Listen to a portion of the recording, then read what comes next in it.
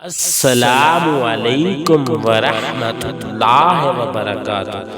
ہر مسلمان کی خواہش ہوتی ہے کہ اللہ تعالیٰ اسے جنت دے اور جنت میں اسے حوریں ملے۔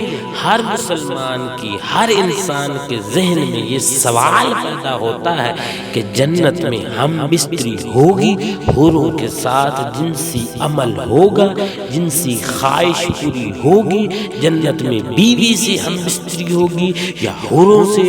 اور ایک میرے پیارے مسلمانوں کے ذہن میں یہ سوال پیدا ہوتا ہے کہ جنت میں بچے پیدا ہوں گے۔ ہر انسان کے ذہن میں اس طرح کے سوال پیدا ہوتے ہیں۔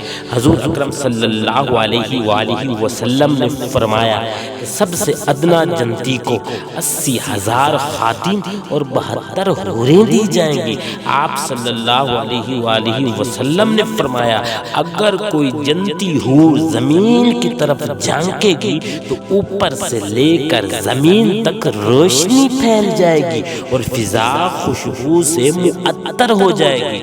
آپ صلی اللہ علیہ وآلہ وسلم نے فرمایا کہ جنت کی حوریں اتنی خوبصورت ہوں گی کہ ان کی پنڈلی کے اندر جو مغز ہوگا وہ بھی دکھائی دے گا۔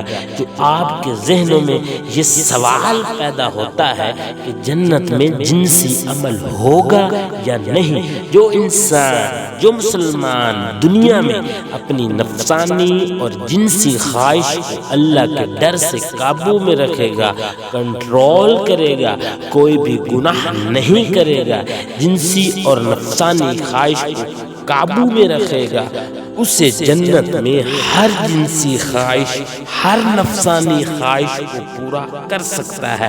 یہ اس لیے ہوگا کیونکہ اس انسان نے دنیا میں اپنی نفسانی اور جنسی خواہش کی قربانی دی ہوگی۔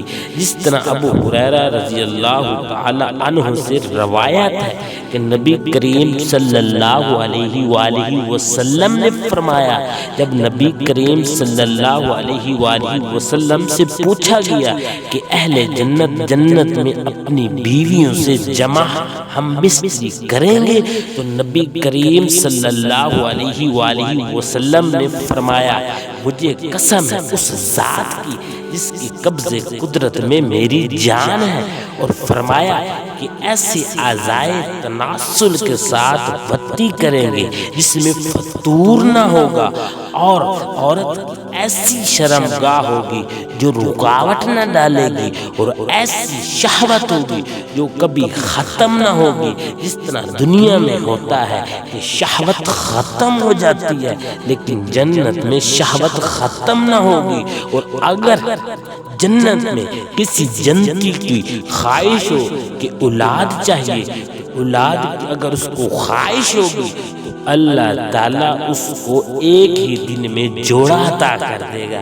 میرے پیارے بھائیوں، میرے پیارے دوستوں، میرے پیارے مسلمانوں، اگر آپ چاہتے ہیں کہ ہم جنت میں جائیں تو آپ کو دنیا داری چھوڑ کر آخرت کی فکر کرنی پڑے گی، اللہ کو راضی کرنا پڑے گا۔ میری دعا ہے اللہ ہم سب کو جنت نصیب کرے، آمین۔